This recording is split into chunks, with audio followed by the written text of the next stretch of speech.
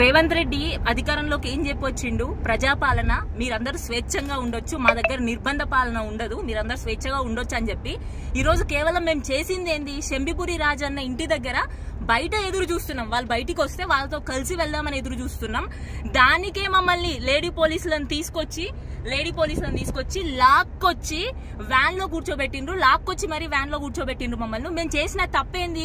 కేవలం మేము ఇప్పుడు అరికెపూడి గాంధీ గారి ఇంటికి కూడా మేము ఎందుకు పోవాలనుకున్నాం? ఆయన మా పార్టీ అన్నాడు, సరే మీ ఇంట్లోనే సమావేశం పెడదాం, పెట్టి నీ కండువా గప్పి వస్తామని చెప్పినాం తప్ప మేము అంతకుమించి గొడవలకు గలాటాలకు పోలేదు కదా. ఇంత భయం ఎందుకు మీకు? ఇంత నిర్బంధ పాలన ఇది ప్రజాపాలన కాదు, ప్రజా వ్యతిరేక పాలన, నిర్బంధ పాలన ఇది అని చెప్పి మేము ఖచ్చితంగా చెప్తున్నాం. మమ్మల్ని ముఖ్యంగా లాక్కొచ్చి ఇట్లా పోలీస్ స్టేషన్ తరలించడం మాత్రం ఖచ్చితంగా అన్యాయమైన చర్య ఇది. మేము చేసిన తప్పేది లేదు, మా చేతులు మారణాయుధాలు లేవు, మేము ఎవరిని దూషించలేదు, కనీసం అక్కడ గలాట కూడా లేదు. కానీ మమ్మల్ని లాక్కొచ్చి అక్రమంగా అరెస్ట్ చేసి తీసుకెళ్తున్నారు. మా మేడ్చల్ అధ్యక్షులు శంబిపూర్ రాజు గారు మరి సామరస్యంగా ఈ రోజు గాంధీ గారి దగ్గరికి వెళ్లి మాట్లాడి పార్టీ కండువా కప్పేసి మరి పార్టీలోనే ఉన్నానని ఆయన చెప్తున్నారు పదే పదే. మరి అది ఎంతవరకు నిజము? అది ఆయన చెప్పిన దాంట్లో ఎంత నిజం ఉంది? ఒకవేళ ఆయన పార్టీలోనే ఉన్నట్లయితే ఎందుకు భయపడ్డాం?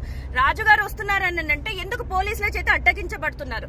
అసలు పోలీసులు ఎందుకు ఆపుతున్నారు? పోలీసులు ఎందుకు అరెస్ట్ చేస్తున్నారు?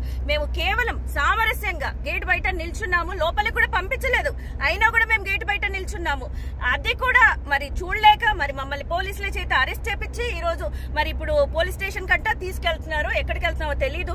మరి ఎందుకు ఈ నిర్బంధ పాలన? రేవంత్ రెడ్డి గారు ఎందుకు భయపడుతున్నారు? మరి ఆ మహిళలుగా మేము రోడ్డు మీదకి వచ్చి ప్రశ్నిస్తుంటే మరి మీరు ఎందుకు ఈ విధంగా భయపడుతున్నారు?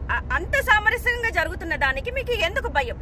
అరికెపూడి గాంధీ గారిని కలిస్తే ఈ రోజు శంబిపూర్ గారు మీకు వచ్చే బాధ ఏంటి? మరి ఇవన్నిటి కూడా వివరణ చేయాలి. ఈ విధంగా బీఆర్ఎస్ పార్టీ మహిళల్ని మీరు నిర్వర్తించి మరి మా గొంతులు నొక్కాలనుకుని చూడటం మరి కరెక్ట్ కాదు. మీరు ఎంత గొంతు నొక్కాలని చూపించినా కూడా మా ప్రశ్నలు మేము లేవనెత్తునే ఉంటాము, మేము ఈ విధంగా పోరాడుతూనే ఉంటాము. జై తెలంగాణ. జై తెలంగాణ.